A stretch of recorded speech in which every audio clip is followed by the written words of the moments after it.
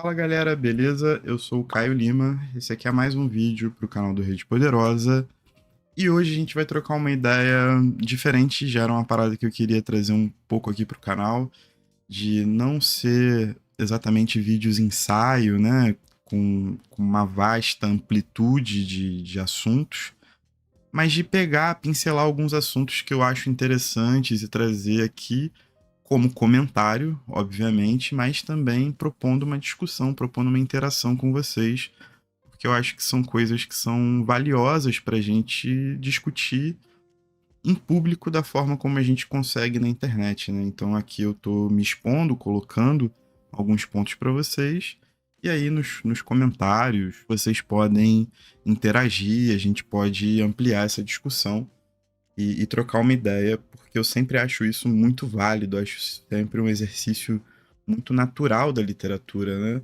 Apesar da noção que a gente tem de que a literatura é um exercício muito individual em relação a você, né, estar quieto, concentrado, eu acho que ela vale muito mais a pena quando a gente se dispõe a conversar sobre, a ter impressões coletivas, a trocar ideia, a ampliar os pontos de vista.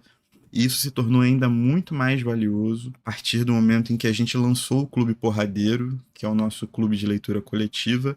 Inclusive, já vou fazer o merchan, não posso perder o merchan. Aqui no box de descrição tem o formulário para a terceira edição do Clube Porradeiro, em que a gente vai ler Um Defeito de Cor, da Ana Maria Gonçalves. A gente promove 4 encontros no último sábado de cada mês, a partir de janeiro. Então vai ser um encontro em janeiro, fevereiro, março e abril, para discutir o livro. É totalmente de graça, você só precisa deixar o seu nome e o seu e-mail para a gente enviar os links dos encontros e material extra que a gente for achando, né, para a gente ter uma comunicação. Mas a gente não vai criar grupo de WhatsApp nem nada. Eu acho que é maneiro a gente ter esse tempo de internalização e levar nossos pontos para serem discutidos no grande encontro que acontece no último sábado de cada mês. Então, se vocês estiverem interessados, já fica o convite. Clube Porradeiro, box de descrição, tá o link pro formulário.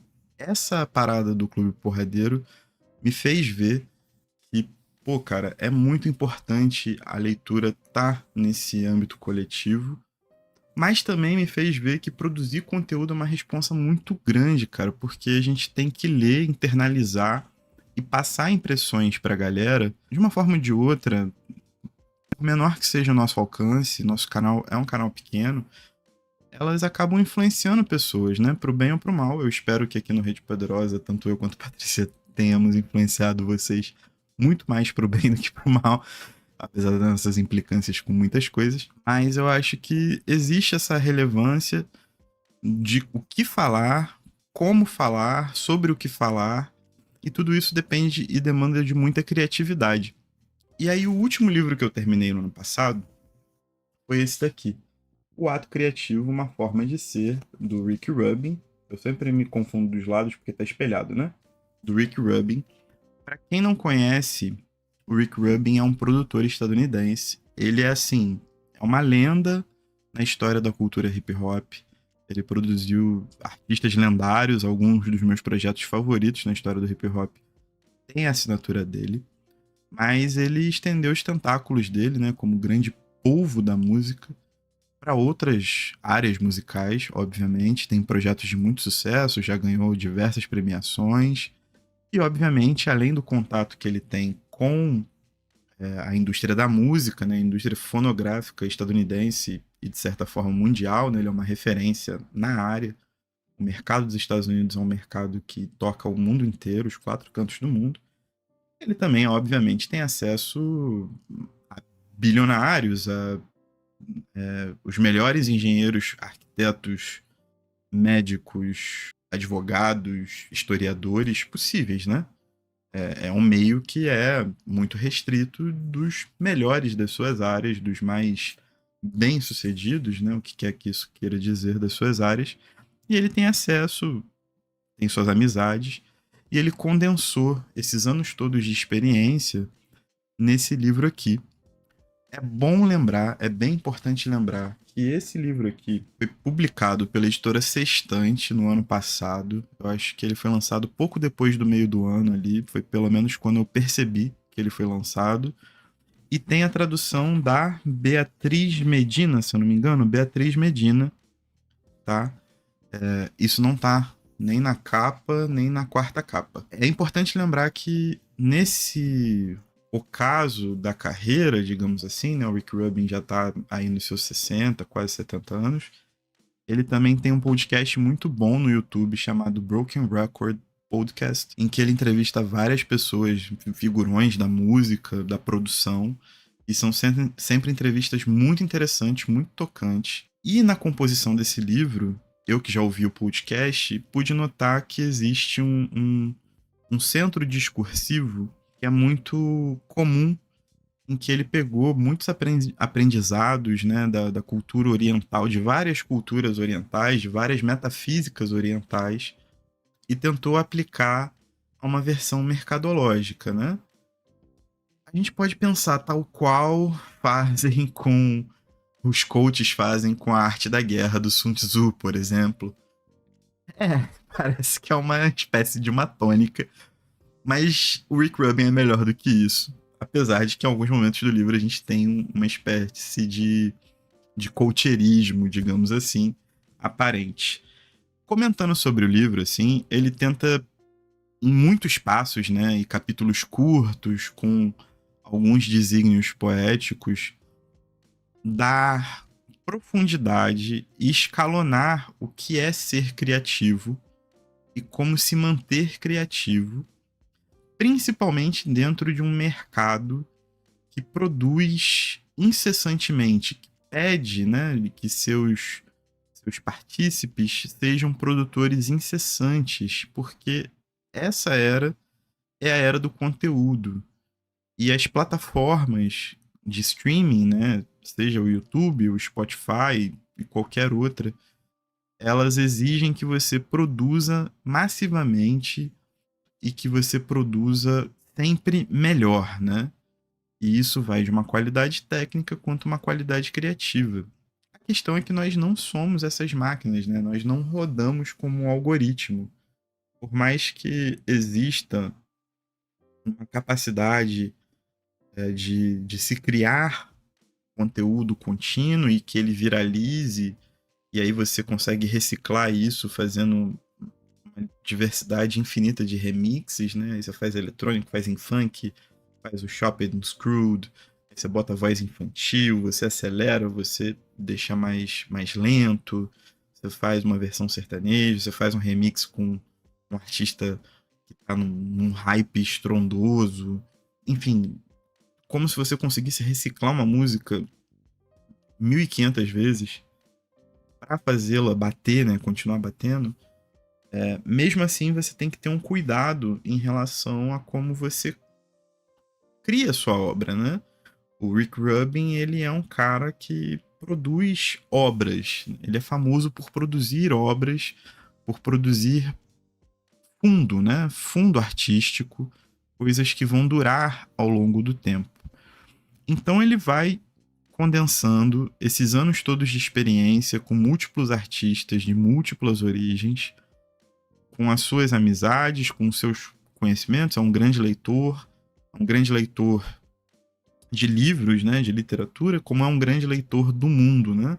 Eu acho que o Rick Rubin tem visões muito interessantes que a gente pode compartilhar, mesmo as visões metafísicas que já não fazem tanto parte do meu arsenal de ideias, mas que eu consigo discutir, consigo compreender na medida do possível e discutir sobre e discutir com também. Então ele vai seguindo esse caminho passo a passo. Ele respira e ele tenta falar sobre como a gente tem que se concentrar em produzir uma obra, como a gente tem que se concentrar em pensar a diversidade daquilo que a gente está querendo trazer à baila.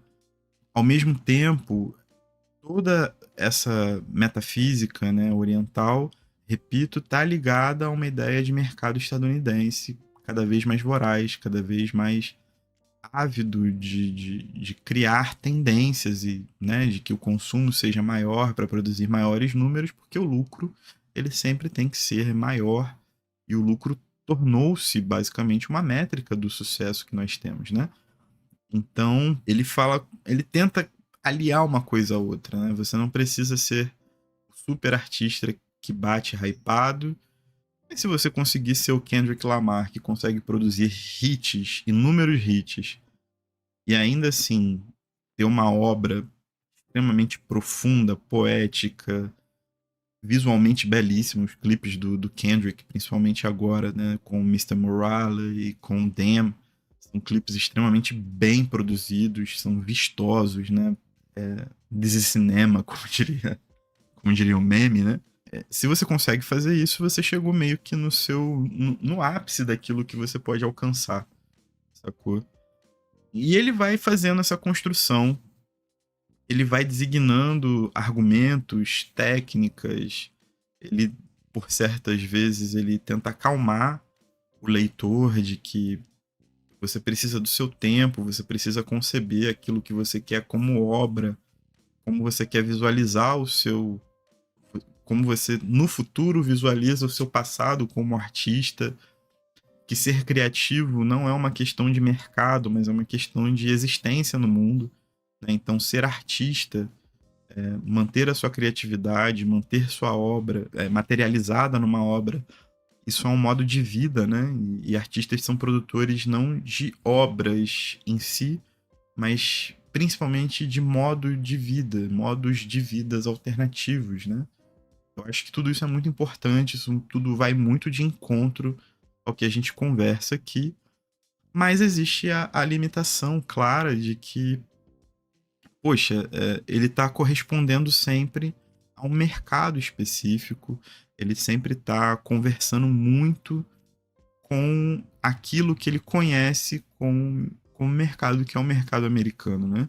É o mercado estadunidense, principalmente, fonográfico, e as suas exigências. Então ele flerta com essa ideia de o artista soberano, mas soberano a partir do momento que ele consegue render dentro desse mercado. E nisso o livro se desenvolve com dicas, com exemplos, e aí é uma profusão de sabedoria. É um livro bem rápido, com algumas inserções poéticas.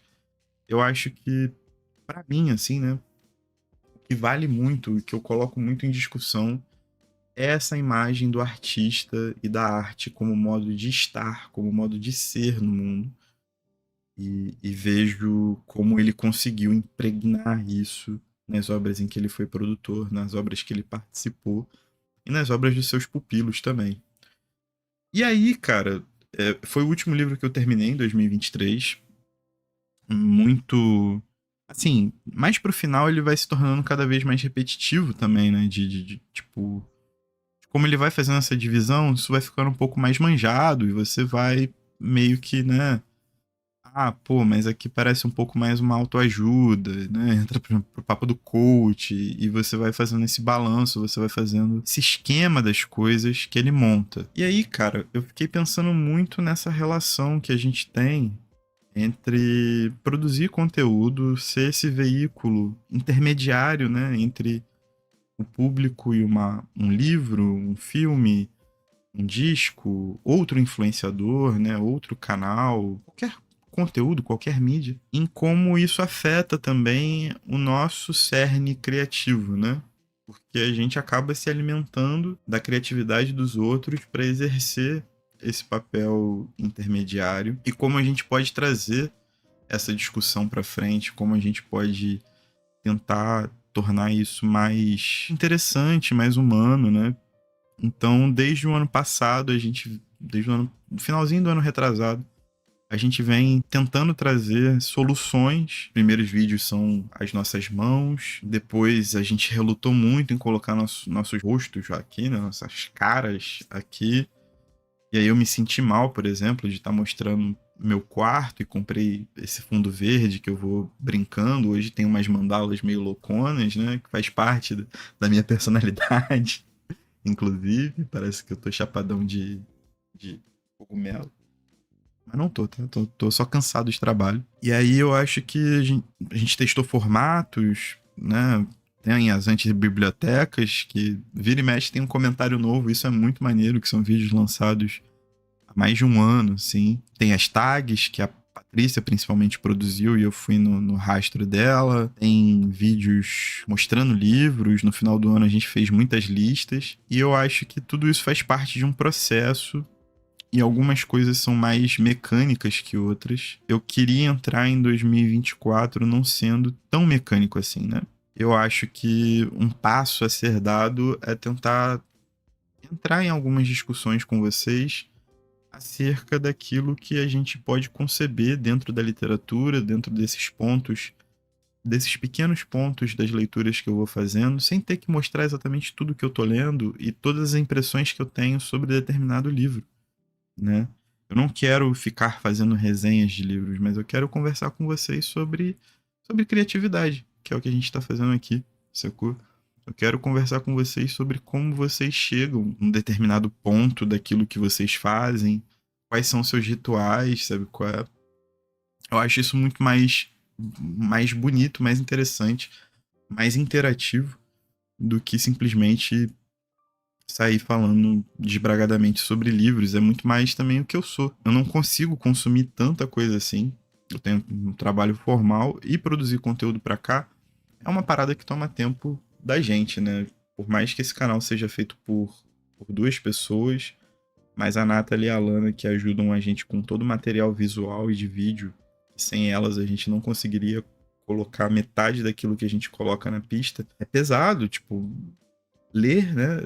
Sai essa semana, na sexta-feira, A Máquina do Caos, do Max Fischer. É um livro de 500 páginas, 450, 500 páginas, para fazer um episódio, sabe qual é? Ano passado, eu me meti a fazer o apanhado sobre literatura proletária no Brasil dos anos 30. Foram 9 livros lidos para poder trazer os comentários.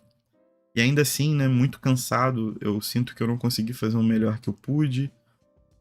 Não ficou tão legal quanto ficou o programa do expressionismo, que era um mês bem mais leve, então essas leituras tiveram tempo para serem postas ali, né, para serem colocadas, organizadas, e aí eu consegui montar uma apresentação legal e as ideias fluíram melhor. Eu cheguei num ponto mais próximo daquilo que eu queria. Eu pretendo fazer isso mais vezes esse ano. Eu não sei exatamente a frequência ainda, mas já é um ponto que eu acho muito maneiro. Para mim foi tipo um dos grandes momentos de 2023 foi esse vídeo. Com certeza, eu fiquei muito feliz com o resultado. E trazer para perto de mim aquilo que me faz ser mais criativo. Em julho, por exemplo, também faço uma graduação nova, né? Eu tô fazendo filosofia. Então, é um trabalho, é o podcast aqui, né? O canal, mais a faculdade, mais a minha vida pessoal, que eu mantenho, minha vida social. E eu e a Paty, além de dividir o canal, nós somos amigos, sacou? Tenho outros amigos que vieram pelo Rede Poderosa ou pelo Rede de Intrigas, que era o meu projeto antes daqui. Enfim, né? Pra mim é uma parada muito doida as conexões que a gente é capaz de fazer. Mas enfim, eu vou falando assim, né? É o que eu falei. Aqui não é um vídeo ensaio, é mais um vídeo reflexão. Mas eu lembro que em julho, por exemplo, foi um mês que eu consegui sair mais. O clima daqui é melhor, né? Fica, tipo, não chove, sol durante o dia, friozinho à noite. Um mês em que eu não tinha faculdade, tava de férias. Um mês mais sossegado no trabalho, relativamente mais sossegado. Consegui sair mais e um dos processos que me faz ser mais criativo é ir pra rua, sacou? É ver pessoas, é estar com pessoas, é conhecer pessoas. Por mais reservado que eu seja, o ambiente da rua faz com que as coisas sejam conjuradas e me ajudam a refletir e a descarregar os temas todos que eu tenho na cabeça, né? Então, por exemplo, no período de pandemia, em que eu realmente mantive uma reclusão muito grande, porque minha mãe trabalhava no sistema de saúde, hoje ela é aposentada, mas trabalhava diretamente na coleta e nos exames de Covid. E meu pai precisou trabalhar também em sistema de turno. Então eu fiquei muito tempo em casa e consumia muita coisa, mas eu não conseguia colocar para fora. Então foi um período, por exemplo, que o podcast teve, pô, em um ano não teve nem 10 episódios, muito menos que isso. A gente fez episódios de 3 em 3 meses, assim, numa determinada época, sabe? Justamente porque eu não conseguia raciocinar, porque eu não saía, eu não conseguia ver gente, não conseguia ver rua. A Patrícia também, né? Tava no seu processo, todo mundo muito tenso, sem saber o que ia acontecer, sem vacina, tudo mais. Então são os processos que eu quero respeitar e que me fazem ser mais criativos. Mais criativo, no caso, né? Eu fiquei pensando muito, fiquei brisando muito nessa ideia. É um livro que, além de ter me posto para pensar em como ser mais criativo e nos hábitos, né? Você realmente, né? Escrever, gravar vídeos torna-se um hábito e você vai fazendo cada vez melhor, vai tendo melhores ideias e você vai estudando. E você estuda como montar um roteiro, coisa que eu não fiz nesse vídeo. E você estuda ângulos, iluminação, fundo, deixa as coisas mais dinâmicas. E aí a gente conta com a ajuda da Ana para poder cortar tudo e organizar um pouco todo esse falatório que a gente faz, sacou? E tudo isso envolto de muita arte, de muita criação. Então exige também uma responsabilidade de que a gente seja criativo para poder falar da criação de outrem. Isso passa muito pela minha cabeça, acredito que passe pela cabeça da Paty de certa forma também, porque a gente tá junto nessa, né? O Rede Poderosa tá aí, tá indo pro seu 6º ano. Então, todos esses processos, assim, me foram levantados a partir desse livro. Tem quase 300 páginas, mas são capítulos curtos, hiper bem diagramado no sentido de, pô, olha só como é que é o passamento entre linhas dele. É gigante, né, cara? Na verdade, são poucas linhas por página. E eu acabei tendo esses devaneios, né, sobre criatividade, sobre meus próprios processos, sobre aquilo que eu quero trazer um pouco mais pra gente conversar e, quem sabe, abrir um canal maneiro de troca de ideias, sacou? De uma comunidade que vai fazendo com que o YouTube, né, essa ferramenta que vira e mexe, leva a gente para tocas de coelho muito confusas, sombrias, maléficas, que aqui no Rede Poderosa a gente possa se sentir em paz para poder conversar sobre arte, sobre literatura, sobre música, sobre cinema, sobre teatro, sobre música, sobre dança, sacou? Sobre coisas da vida também, sobre aquilo que afeta a gente, aquilo que emociona, aquilo que inspira, sacou? Aquilo que a gente quer ver no futuro, aquilo que a gente gostou de ver no passado, aquilo que a gente não gostou de ver no passado, aquilo que a gente não quer ver no futuro. Pode crer? Eu acho que é isso. Esse aqui, na verdade, é a minha mensagem, meu desejo de começo de ano, e é conseguir montar continuamente, ao longo de 2024, um canal, né? Um canal, né? Não um canal separado do Rede Poderosa, mas uma via de comunicação e de interação com vocês sobre esses pontos da literatura que eu acho interessante. Muitas vezes vão parecer, e aí eu vou ter que me expor, né? São pontos de doidão, porque essa é a minha skin na internet. Mas eu acho que vão ser interessantes, vão ser conversas abertas muito interessantes. Então é isso. Esse é meu vídeo de abrir alas para 2024, né? O vídeo anterior foi um fechamento de 2023, uma limpeza. E agora os novos projetos que se seguem, junto com um livrinho que é bastante interessante, de um cara que eu admiro bastante. Esse aqui vai rodar, né? Eu falei lá no vídeo. Isso aqui vai para mão de outra criadora de conteúdo muito boa. Eu sei que vai fazer bom uso disso ao longo desse ano. Eu espero que vocês vejam. Logo menos trarei coisas dela aqui também para mostrar para vocês e abrir essa conversa. Beleza? Bom, como não poderia deixar de ser, essa é a hora oficial do Merchan. Então, se você ficou até aqui, primeira coisa, vamos trocar uma ideia. Fala sobre o que te faz ser criativo, o que você gosta de ver numa obra, o que você considera uma obra de arte, talvez. A gente pode abrir essa discussão aqui a partir desse livro, com certeza. mas principalmente sobre criatividade, quais são seus processos, rituais, se vocês se consideram pessoas criativas. Se você está aqui até agora, também considere se inscrever no canal, deixar seu joinha, o seu comentário, muito importante, compartilhe com os amigos. Não se esqueçam que o Rede Poderosa é um podcast e também está em todas as plataformas de streaming. Então esse vídeo fica localizado aqui no YouTube, mas os episódios de sexta-feira, eles todos também sobem no seu agregador de podcast favorito. E aí estamos em todos que podemos estar. E no Orelo, lá no Orelo, seu player remunerado, tem um plano de apoio também que você pode ajudar.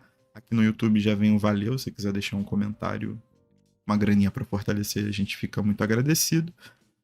Siga a gente nas redes sociais, Central Rede Poderosa, tanto no Instagram quanto no TikTok. Não se esqueçam de se inscrever no Clube Porradeiro, a gente vai ler um defeito de cor da Ana Maria Gonçalves.